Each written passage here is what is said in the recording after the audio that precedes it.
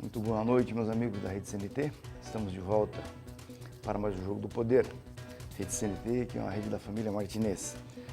Hoje recebemos aqui Arilton Freires, da Opinião Pesquisa.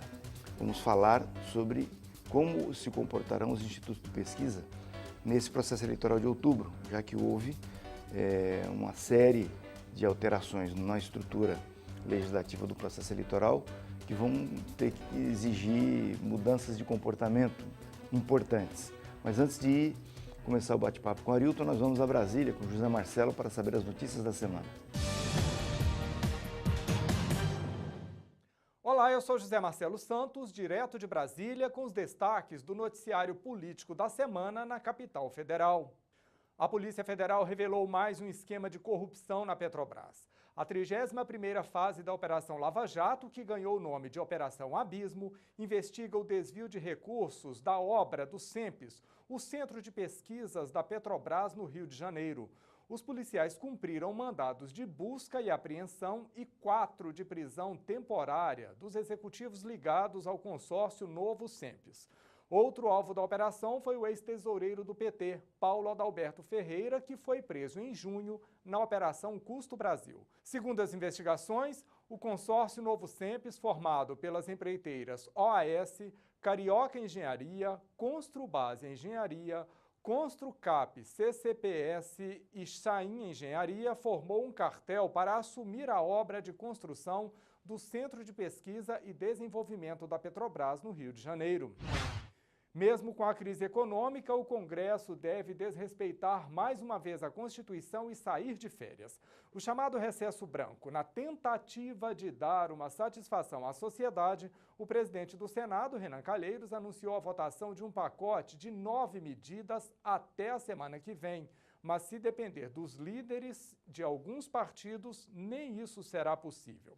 Entre as medidas está a proposta que torna crime as prisões abusivas cometidas por policiais, juízes, desembargadores, procuradores e até ministros de tribunais superiores que ordenarem ou executarem alguma prisão fora das hipóteses legais.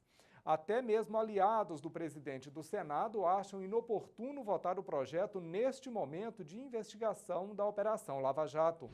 Ouvidos pela comissão de impeachment, os técnicos que fizeram a perícia no processo da presidente Dilma Rousseff reafirmaram que as chamadas pedaladas fiscais e os créditos suplementares tiveram impacto negativo na meta fiscal e contribuíram para aumentar a crise econômica. Entretanto, os consultores do Senado alegaram que não cabe a eles analisar o mérito da questão, ou seja, se houve má-fé nestes casos. Compete agora aos senadores fazerem o julgamento político. A expectativa é que o parecer da comissão seja analisado pelo plenário do Senado no dia 9 de agosto. O recesso parlamentar não deve interferir nos prazos para a conclusão dessa segunda etapa do processo de impeachment. Eu vou ficando por aqui, mas te espero na quinta-feira, na edição nacional do Jogo do Poder Notícias. Até lá! Voltamos aos estúdios da Rede CNT para a sequência do bate-papo hoje com o Arilton Freires, da Opinião Pesquisa. Arilton, já não se pode mais ter contribuição empresarial na campanha eleitoral. As empresas já não podem mais participar do processo. Pessoalmente, eu acho isso ótimo, porque a empresa não vota, né? A empresa vai para o processo eleitoral com interesses que não são republicanos, né? A empresa não tem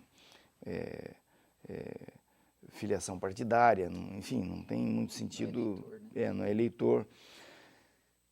Mas também isso foi feito pelo Supremo, não foi feito pelo Legislativo, né? Foi uma judicialização, mais uma judicialização do processo. E a alternativa que o Legislativo encontrou foi de aumentar o tamanho do gasto do fundo partidário. Como é que você está vendo isso agora? Como é que vai acontecer? É uma experiência única, né, na história do Brasil de você ter processo eleitoral sem participação direta, institucionalizada da empresa, né? Em primeiro lugar, boa noite, agradecer aqui a oportunidade de estar participando mais uma vez do teu programa. De fato, Rocha, é algo atípico, algo singular e que nós vamos ter que enfrentar e descobrir juntos como que vai ser esse processo eleitoral.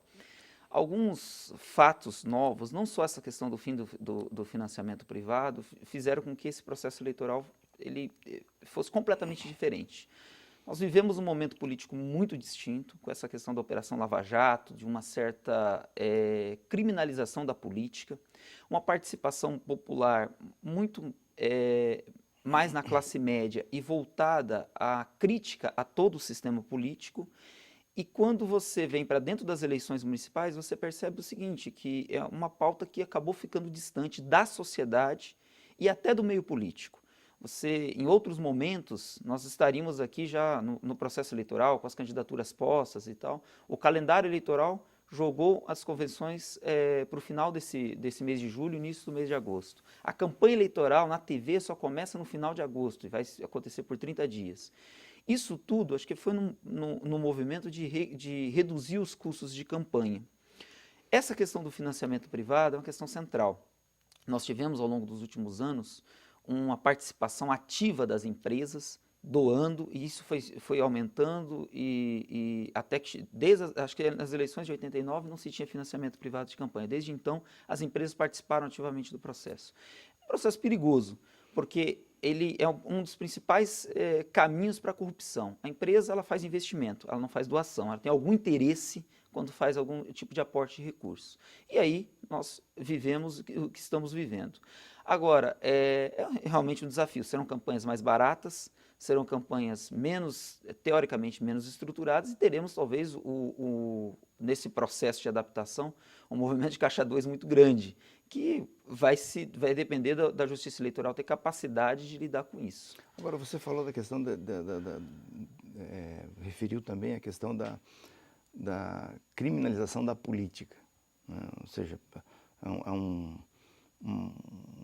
uma massa de informações hoje na mídia dizendo diariamente que a política é uma coisa ruim, que os políticos são corruptos, que os políticos não prestam, né?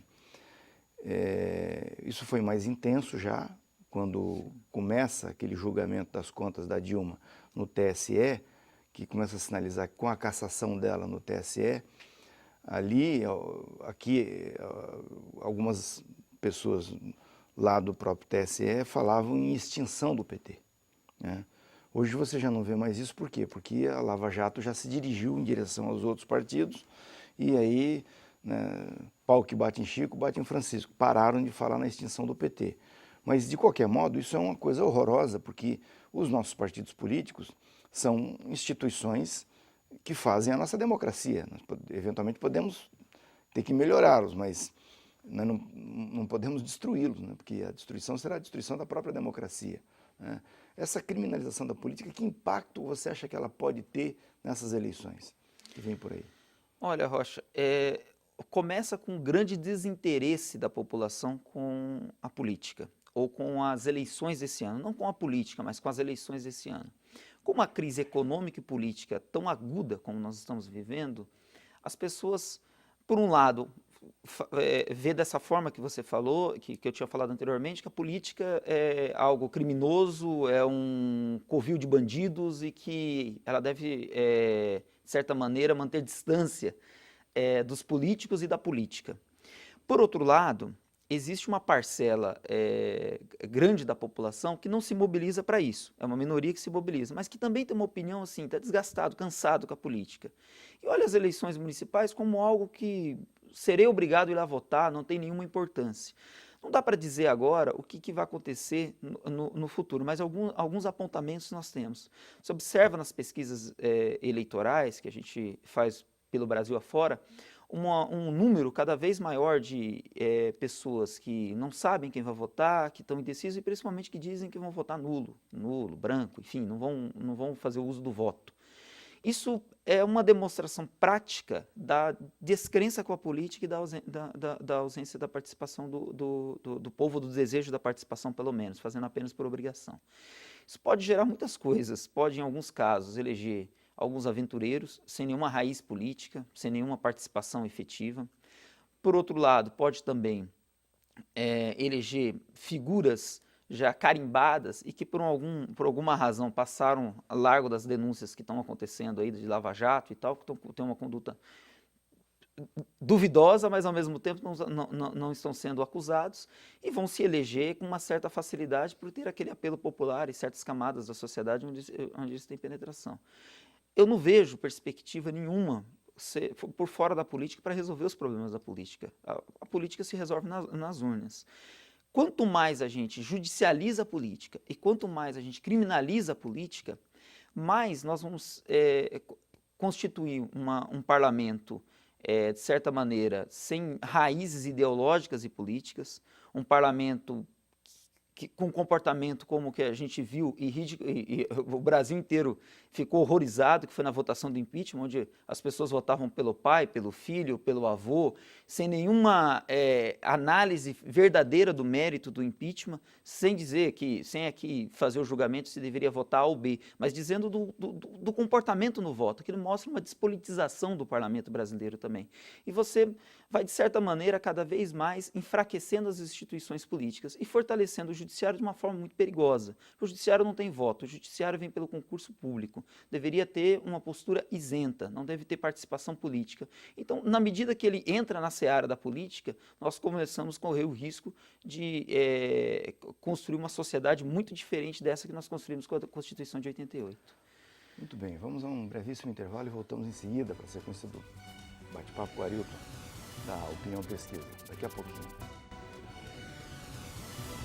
Voltamos aos estudos da Rede CNT, para a sequência do bate-papo com o Arilton Freires, da Opinião Pesquisa. Bom, nós estávamos falando dessa aposta, pelo menos a gente vê na mídia, da demonização da política e dos políticos, né? Como é que está, você que tem trabalhado fazendo pesquisas por aí, pelo Brasil afora, para esse processo de outubro que vem, como é que está esse processo eleitoral curto? De fato, ele vai ajudar quem está no poder? Fala-se muito nisso por aí, né? Eu acredito que ajuda quem está no poder, ajuda figuras que vêm artistas, que têm um grande apelo popular, ajuda famílias tradicionais da política, que já estão elegendo o pai, o filho, o Espírito Santo, o avô, enfim. Tem famílias que já estão na política, já está no bisneto, no tataraneto, enfim. São figuras conhecidas da sociedade. Você imaginar que uma candidatura menor possa se projetar num curto período de tempo e ganhar uma parcela da sociedade, com o fato de que a sociedade não vai estar interessada muito na campanha eleitoral. Tipo, isso, para eles, vai ter um papel secundário. Claro que no fervor das eleições municipais empolgam, porque é o poder mais próximo, isso tende a minimizar, ou diminuir essa falta de desejo de se envolver. Mas, de certa maneira, o período eleitoral curto, o programa de TV, os programas eleitorais por menos de 30 dias, em muitas cidades no Brasil, aliás, a maioria não tem programa de TV, não tem programa de rádio. Então, você tem cidades como São Paulo, Guarujá, que é uma cidade que tem segundo turno, ela não tem programa de TV. Não. Você imagina como que vai chegar... Nenhuma cidade da grande São Paulo tem. Exatamente, bem lembrado. Como aqui, Colombo e tal. Como é que o eleitor vai conhecer candidaturas novas? Vai ser todo um processo mais difícil, porque o candidato só pode pedir voto depois, lá para o dia, eu não estou me lembrando da data exata, mas depois do dia 15 de agosto, que é quando passa o período de convenções, registra-se as atas e começa de fato a campanha eleitoral. O período vai ser muito curto. Em outros tempos, para o nosso telespectador comparar, a campanha eleitoral começava, de fato, no início de julho. Você está aí praticamente reduzindo pela metade o período eleitoral. Na verdade, é um erro, né? Porque se você pegar o sistema americano, começa muito estão fazendo antes, campanha desde janeiro. Exatamente. E a eleição vai ser daqui a 3 meses ainda. Então, dá tempo do candidato conversar com a sociedade, né? Primeiro ele tem que convencer o partido dele, mas dá tempo de ele conversar com a sociedade. Né? É um processo muito melhor do que o nosso nesse aspecto, né? Sim. Eu acredito assim que o processo eleitoral ele deveria começar muito antes. Fizeram um movimento para isso com a história da pré-campanha, né? Mas não me parece que deu muito certo. Alguns movimentos você percebe, vai numa cidade menor, eu sou pré-candidato, o cara está fazendo agenda, reunindo, trazendo gente para o partido, enfim. Mas no geral, até por causa do momento político, isso está muito distante. Então não resolveu. Encurtar a campanha não significa encurtar o custo da campanha no Brasil. Ao contrário. Pelo contrário, você pode aumentar o custo da campanha na medida que o candidato vai se ver obrigado a tentar acelerar esse processo, fazer aquilo que ele fazia de forma mais estendida em menor tempo. E nós temos outros problemas muito mais graves nas campanhas eleitorais no Brasil. Né? Você tem problema de compra de voto, isso é comum no Brasil inteiro. Você tem problema de o volume de cabos eleitorais que se contratavam, parece que agora colocou um limite, enfim, mas não significa que a reforma política, essa mini reforma política que nós tivemos há 2 anos atrás, resolveu o problema. Pelo contrário, acho que em algumas situações piorou o sistema político, porque eu acho que você diminui a participação popular, você prejudica a política, o papel das eleições e você estrangula a democracia. E, por outro lado, você tem aí um problema de financiamento, que não tem o financiamento privado, e o financiamento por pessoa física, ele é, de certa maneira, muito dificultado. Nesse quadro aí, quem é que vai dar dinheiro para a política? Quem vai dar dinheiro para a política? Você não tem partidos fortes no Brasil, você tem muitos outros problemas que precisam ser enfrentados. Agora, vamos pegar um exemplo como o de Curitiba. Nós tínhamos um cenário que agora já começou a funilar. Você tinha algumas candidaturas se ensaiando, outras já mais pronunciadas. Dias atrás, o ex-prefeito Luciano Dutti retirou a candidatura. Foi uma grande surpresa, pelo menos para mim. Retirou a pré-candidatura e apoiou publicamente a candidatura do Rafael Greca. Enfim, a coisa está se afunilando para você ter 2 candidaturas, ou máximo 3 candidaturas na reta de chegada. É mais ou menos isso a impressão que eu estou tendo, ou o cenário pode se alterar? No caso de Curitiba, parece que esse tem sido o caminho, né? Algumas candidaturas, essa do Luciano, para mim, pelo menos, foi uma grande surpresa, era uma candidatura que nas pesquisas internas aparecia bem, né? Uma candidatura que tinha um papel a cumprir aqui na cidade, enfim, mas ele optou por não participar desse processo eleitoral. De fato, eu acho que essa questão da demonização da política, do esvaziamento da estrutura de campanha, das dificuldades que políticos tradicionais, o Beto Richa foi uma figura importantíssima na campanha do Luciano Dutti e isso é visível, tem várias informações, desgastado aqui em Curitiba. Eu acho que tudo isso vai contribuindo para uma eleição mais polarizada, né? De certa maneira, o prefeito, o Gustavo, que vai para a reeleição, acho que isso está meio que consolidado, o Rafael, que resgata um período de boas notícias que tinha em Curitiba, muito ligado ao período do Lerner e tudo aquilo que a gente viveu, mas que tem na memória do curitibano um período de que, para a parcela dos curitibanos, uma imagem de que uma cidade que naquele momento deu certo. E, do outro lado, o Gustavo, que vem de uma gestão que não apresentou fiscal. Exatamente, que não apresentou muita coisa, mas que é uma gestão com certo equilíbrio fiscal e também sem nenhuma denúncia de corrupção. Eu acho que isso pesa a favor do Gustavo, porque no momento que você vê no país inteiro os prefeitos caindo em desgraça, você tem um prefeito aqui que ele não, pelo menos até aqui, não tem nenhuma denúncia, não tem nenhum grave problema contra ele. Então, são 2 candidaturas que eu acho que são as candidaturas mais fortes. E tem aí o Requião Filho e o Neyley Prevot. E uma candidatura que vai acontecer, porque há uma determinação para que ela aconteça, do Ricardo Barros, que é da Maria Vitória. Da Maria Vitória, né? Que tem que ver como é que vai ser isso, né? O primeiro Requião Filho, eu acho que o Requião Filho tem um eleitorado em Curitiba, um eleitorado das camadas mais populares, que vem desse movimento de bairro e tal, que não quer nenhuma volta, na opinião deles, de certa maneira, do lernismo através do Rafael Greca. Não estou dizendo que o Rafael Greca represente isso, não estou, tá certo ou errado. Estou dizendo a imagem que se tem. Sim. E também não quer a manutenção do Gustavo, por N razões. E aí, esse eleitorado procura uma candidatura com viés mais progressistas, um viés que resgata, de certa maneira, o papel que o Requião cumpriu ao longo da história no Paraná, em especial aqui em Curitiba. Esse eleitorado canalismo não é um eleitorado pequeno, canaliza com uma candidatura forte como a do Requião Filho. O Ney, eu acredito que ele ocupa um espaço da classe média curitibana. Essa classe média curitibana se sente representada nele, tem uma parcela importante, ele pode crescer nesse eleitorado. né, que também vê nele uma novidade, uma aposta na política. E a Maria Vitória entra com uma renovação da política. Eu acredito que, de certa maneira, o PP e o Ricardo Barros apresenta a candidatura da Maria Vitória para apresentar uma alternativa de renovação, enfim, tentando ocupar um espaço nesse cenário meio dúbio que vive Curitiba. Agora, para fechar esse bloco bem rapidinho, e o Tadeu Venere? É isso que eu ia falar. Nós estávamos esquecendo do Tadeu Venere. O Tadeu Venere tem o eleitorado petista em Curitiba.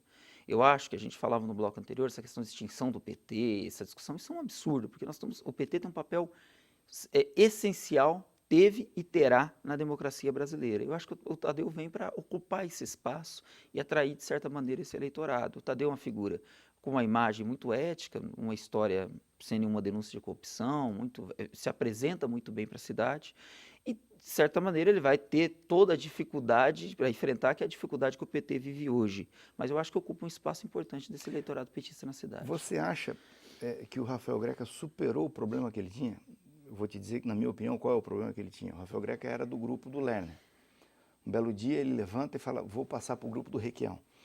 Ele saiu do grupo onde ele concentrava o prestígio dele, foi para um grupo onde ninguém gostava dele. Ou seja, ele passou a ser odiado pelos caras com quem ele convivia e foi para um lugar onde ele não era da casa, da família.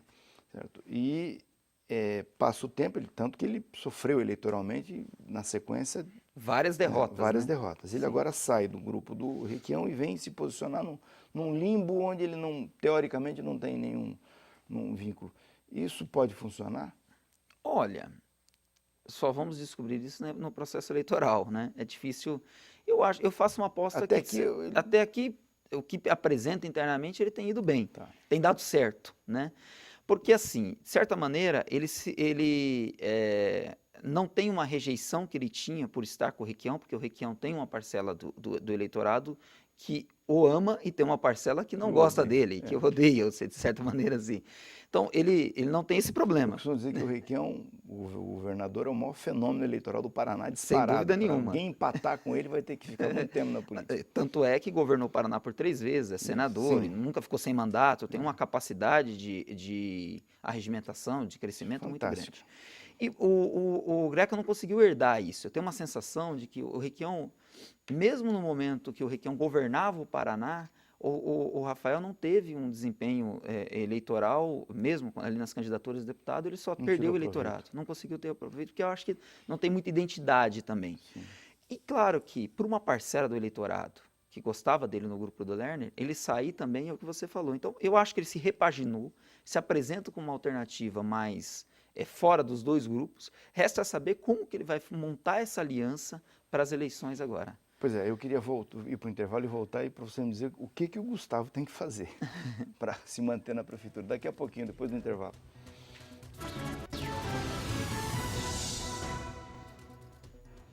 Voltamos para finalizar nosso bate-papo com Ailton Freires, da Opinião Pesquisa. Bom, nós falamos das outras candidaturas, eu queria saber o seguinte, o que o Gustavo vai dizer, na tua opinião, o que ele deveria dizer no processo eleitoral, como ele tem que se apresentar, o que ele tem que apresentar, né, desse período que ele permaneceu na prefeitura. Eu acho que é um grande desafio para o Gustavo apresentar, falta para ele uma marca do que foi esse primeiro mandato dele. Acho que isso que ele precisa apresentar para a cidade. O que é que ele conseguiu construir nesses últimos 4 anos? Porque tem na cidade, eu tenho uma impressão que tem uma sensação de que foi um governo morno, que foi um governo que resolveu alguns problemas da cidade, manteve algumas situações, mas não apresentou nada de novidade. Curitiba sempre teve essa história de novidade, de inovações no jeito de fazer a gestão da cidade. Então, acho que isso é um grande desafio para o Gustavo. E ele também tem o mérito de ter sido um governo tranquilo, sem denúncias, um governo e que, de certa maneira, enfrentou certos lobbies. Né? O lobby do transporte coletivo acho que é o mais evidente. Ele viveu uma dificuldade, acabou parcela da integração do transporte coletivo, pelo menos a integração financeira do sistema, por causa de um confronto que ele é visível para a sociedade, que ele enfrentou as empresas de ônibus e todo esse lobby que tem na cidade. Acho que esse é um desafio que ele tem, apresentar uma marca e dizer para a cidade que ele é um pouco diferente daquilo que passou anteriormente e o que ele pode construir no futuro. Bom, Você acha que dá tempo de construir essa marca? Estamos em julho. Não será fácil. Agora, a figura do Gustavo é uma figura muito forte, além da figura do governo dele. Eu acho que isso pode ajudá-lo, né? O Gustavo... A figura dele, você considera que é mais forte do que o governo? De certa maneira, nos bairros, em setores da classe média, ele tem uma imagem ainda, na minha opinião, uma imagem ainda preservada e que ele pode explorar isso no período eleitoral. Mas é claro que o período é curto, os desafios são grandes, mas aquilo que a gente falou no começo da entrevista, você tem um período de campanha curto que vai favorecer, de certa maneira, quem está no poder. Então ele tem aí um exército militante, seja de cargos comissionados, do PDT, enfim, da campanha dele, que vai disseminar, de certa maneira, a campanha dele nos bairros, e eu acho que se ele souber se apresentar, ele consegue ser talvez uma figura... É difícil dizer, mas uma figura garantida no segundo turno. Acho que o desafio dele é de dentro para fora, né? Você considera que tem segundo turno, então? Eu acho difícil não ter, só se concentrarmos em 2 candidaturas, mas eu acho que com essas candidaturas menores que nós colocamos aqui já garante o segundo turno. Obrigado por você ter prazer. aceito o convite de voltar aqui. Vamos conversando mais, que vamos ter eleição daqui a pouco. E vocês que estiveram conosco até agora, muitíssimo obrigado. Vamos conversando durante a semana pelo www.jogodopoder.paraná.com.br. No próximo domingo eu estou de volta aqui para mais um Jogo do Poder. Uma grande semana a todos e um grande abraço. Até o próximo domingo.